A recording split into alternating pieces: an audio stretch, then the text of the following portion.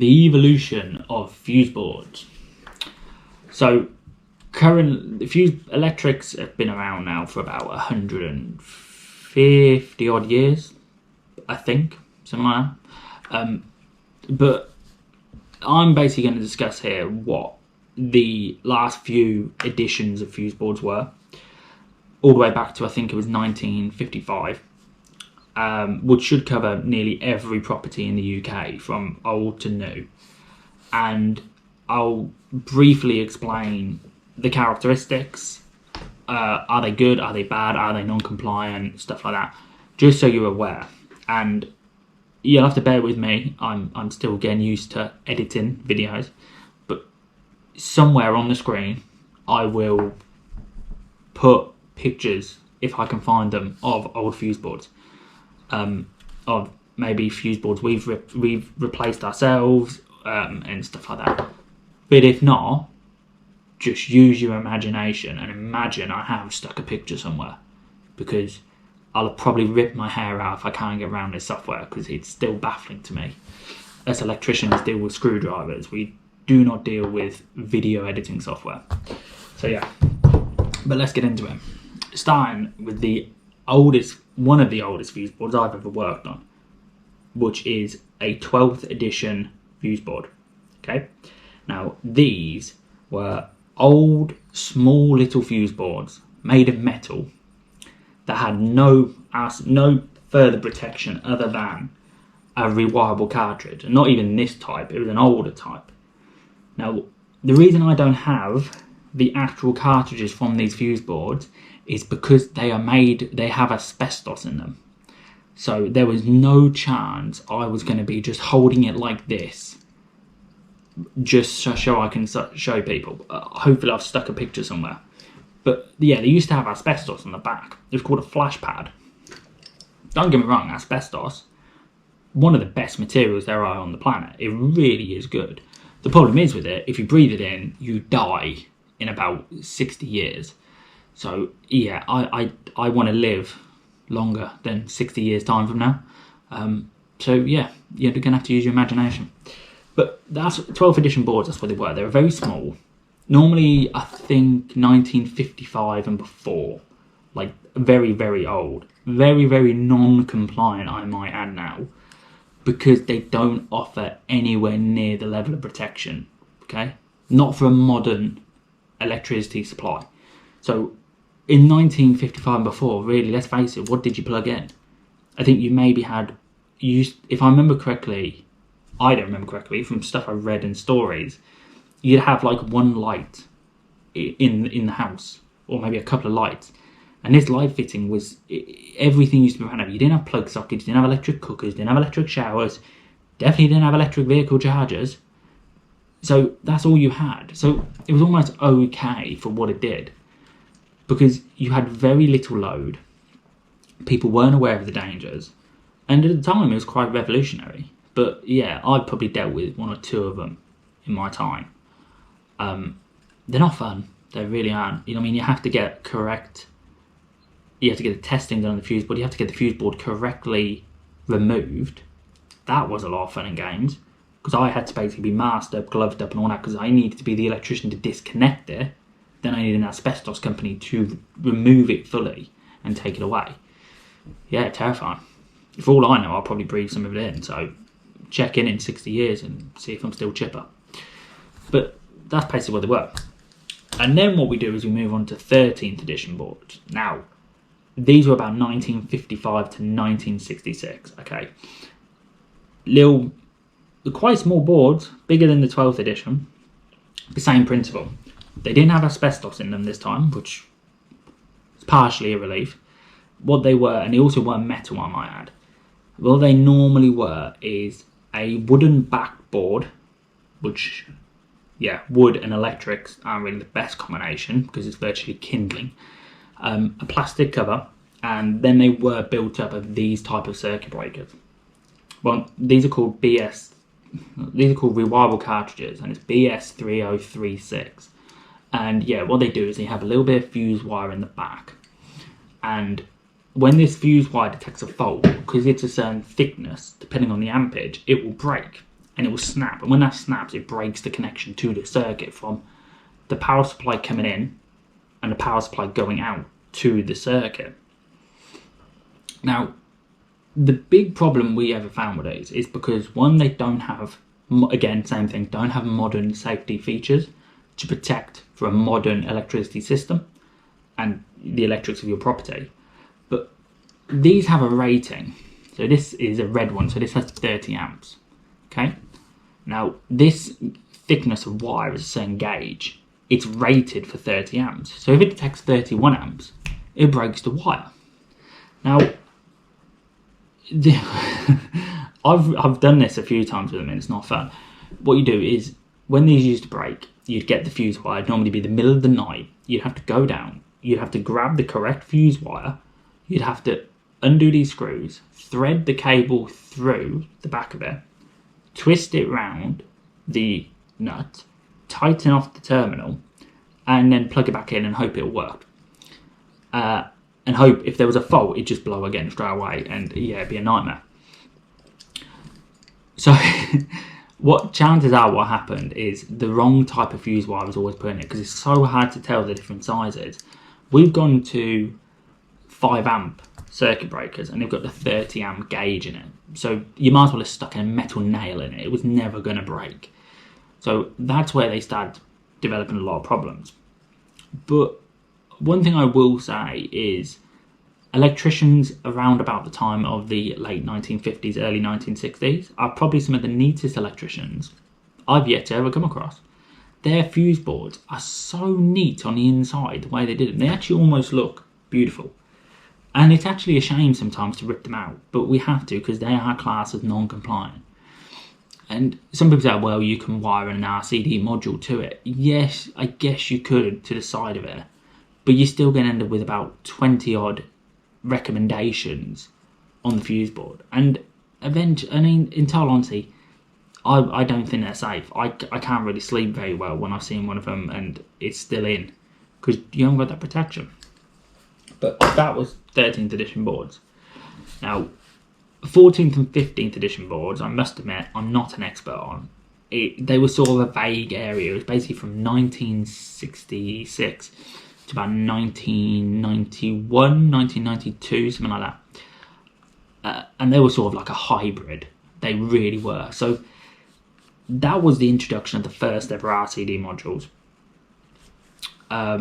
But they were very weird RCD modules. Like, they were still new technology. They weren't the best. They had like a weird trip formation. They didn't always work. They were normally built into the fuse board, so they were very hard to replace. They moved away from these rewireables and they started introducing things like these. Now, these were the first ever miniature circuit breakers, and what they did is you basically push it in, and when you pushed in, that would engage the power at the back of these, so it would work. And in the event of a fault, it would trip out, which would isolate the power between these. Quite clever little devices when they first came on. This was revolutionary stuff when these first came out. No more fiddling around in the middle of the night trying to rewire the fuse wire. So safety increased massively. The fuse boards changed from wood to plastic, and there was a few additions in there where some manufacturers were making metal, but not many. And the RCDs were introduced, but only on some circuits. So I think it was the 15th edition they introduced, but they only ever put them on socket circuits. That was it. Which was compliant for the time, and it's still partially compliant now, but yeah, that's what they were. They were like a hybrid. It was emerging technologies, basically. It was great stuff. But again, in the 90s, let's face it, would you have maybe 1-2 sockets per bedroom? Still only a few lights, mainly a gas cooker, no electric shower. Still not adequate for a modern electric system. And then 1992 come along, and they were called 16th edition. Yes, now these were getting good at this stage. So 16th edition was about 1992 to about 2008, and the fuse board mainly were like this, but with more stuff around it. But this is the inside of a 16th edition fuse board. As you can see, this was your RCD protection. These were normally for your lights, so they didn't have it. So you had RCD protection on your sockets. Now the regs changed, and they said that if you've got sockets that can supply mobile equipment, which is basically if you've got a socket anywhere down, either you can plug in and it could run a plug outside, so it doesn't matter if it's, I don't know, in the downstairs toilet or something. If it can be run an extension lead out to the outside, it needs protection, and rightfully so, because if you've got something plugged in outside and it starts raining or it's damp, you've got a major fire on your hand, because it won't trip out the fuse board as properly as it should, which means you run the risk of getting a bad electric shock and a fire. So yeah, they introduced these things, and they were normally in a plastic consumer unit. Quite, again, handy for the time they were. But same principle, RCD protection is kind of recommended on all circuits nowadays. And the reason is because you're like, well, it's only for a lighting circuit. Yeah, it is. But you could have a metal light switch. You could have a light above a bath or above a shower where the moisture in the room could create a problem. The moisture, let's face it, when you're in a shower, the moisture in the air is conductive. There's nothing to stop electricity in a fault jumping through the dampness of the air and you get an electric shock. Because water is, funny enough, a great conductor. It really is. So that's kind of the only downside I have with them. But merely they were good for about 20 years. They were good. They were probably one of the longest going regulation before the editions were changed. And then they moved on to a thing called 17th edition. I don't know why I say a thing called. It was just basically just numbers increasing at this stage. But 17th edition were 16th, but a little bit more advanced. So the single RCDs became dual RCD. So what you did, you had a split load board normally, and you had two RCD modules, each protecting 50% of the household. Now, what I meant is all circuits had RCD protection. Okay, you had lighting circuit, your cooker circuit, your immersion sockets, all sorts had protection. So you were much better covered in the event of an issue, because lighting circuits do get problems. They do develop issues. It's no different to a light bulb blown. Heck, I've seen light bulbs blown to shatter. I know people who got electric shocks from lights. I've got electric shocks from lights on my head. So yeah, that's why they introduced them. But same thing, they were in a plastic casing. Now, this was also around about a time, if I remember correctly, a thing called RCBOs were coming onto the scene. Now, RCBOs have predominantly been used in commercial, and now they're for domestic. Now, this is an RCBO, and what it means is, unlike a traditional board, where you've got one RCD block and about 4 or 5 circuits being protected by it, what that means is when you have an issue with, say, this circuit, it turns off the RCD and you lose power to all of these. So it's very impractical, and it also causes a thing called overload if you've got so many things on one RCD. Now, each one of these has its own RCD built into it, so it's a lot more practical moving forward. And they are great devices, they really are. They're great for fault finding, they're great for practicality, but the price for these when they first come out was easily 3 times more expensive with the materials rather than a traditional dual RCD fuse board. So yeah, they were a bit pricey. And then the 18th edition come along, and they were about 2018 to now. Basically now we're on the 18th edition part 2, and they normally get to about part 3 and they'll change it to the 19th. But 18th edition changed everything, I think. So 18th edition moved from plastic fuse boards to metal fuse board, like this one, with a metal lid and cover. And the reason was because DIY electricians and people that aren't qualified were doing their own fuse board changes. Now, these fuse board changes, the cables weren't being tightened up enough on the terminals, which actually led to fires starting. It was causing an arc. In fact, there's a age-old saying for electricians, is loose wires cause fires, and that's what was happening. And it was melting the plastic fuse board and setting fire to the rest of the house. So metal fuse boards means the fire is contained if it ever happens. but also because it's contained, it's starved of oxygen. So the fires, there's a lower chance they'll combust, but also means if the fire starts in a matter of an hour or so, the fire will die out because there won't be an oxygen flow, especially not because the metal lid's closed down to stop the flow of oxygen as well. So great stuff when they come out, and they're really crucial in something like a fire escape route, especially when you think about the disasters that have happened, the tragic events with fire safety over the last 5 years or so. And that's why they introduce them, particularly in any high risk areas. You want to know the fire escape route where fuse boards traditionally put in the hallway. You can run past it and get to the front door. They also massively lowered the price of RCBOs. There's a lot of competition now with these, so the actual retail price has plummeted. Now you can probably fit an RCBO board for about maybe 20-25% more than what a traditional dual RCD board will cost you. So there's a huge difference considering it used to be about 300% more.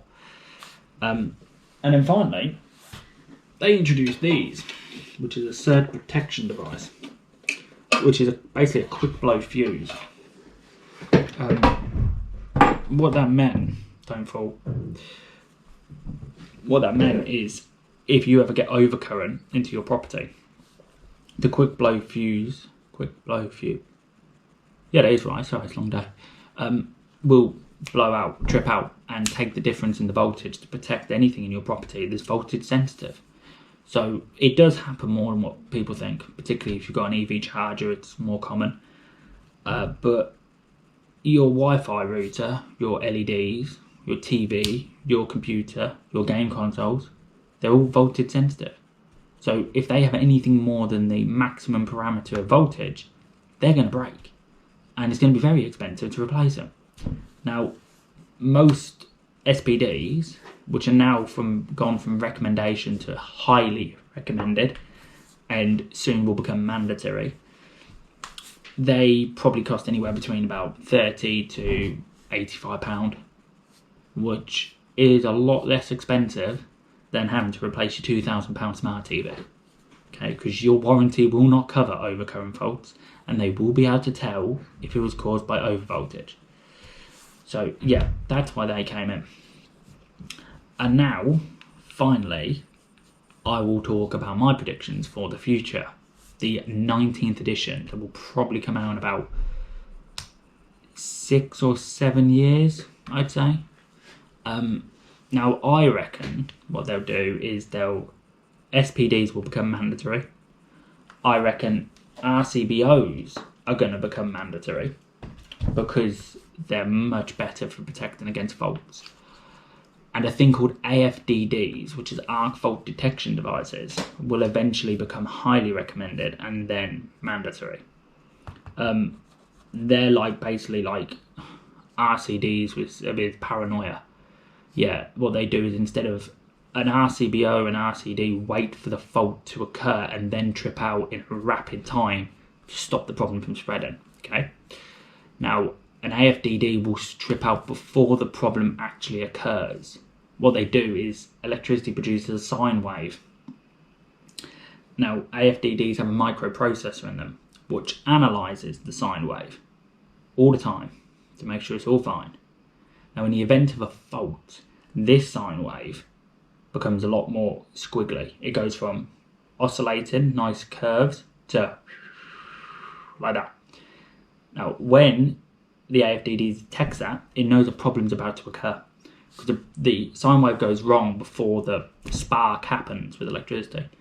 And so the AFDD will turn off straight away. They're going to be a bit of a nuisance, but it's going to be a lot easier, better than fires. And that's what they'll lead to.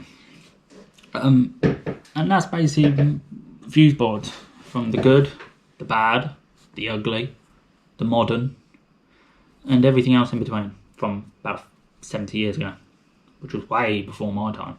But yeah, I hope this has been useful. As always, that's what we're here for, just to make people aware. I will try and leave somewhere on the screen links to any other videos we got, like AFDDs, what are they, SPDs, by all means click on them if you're confused.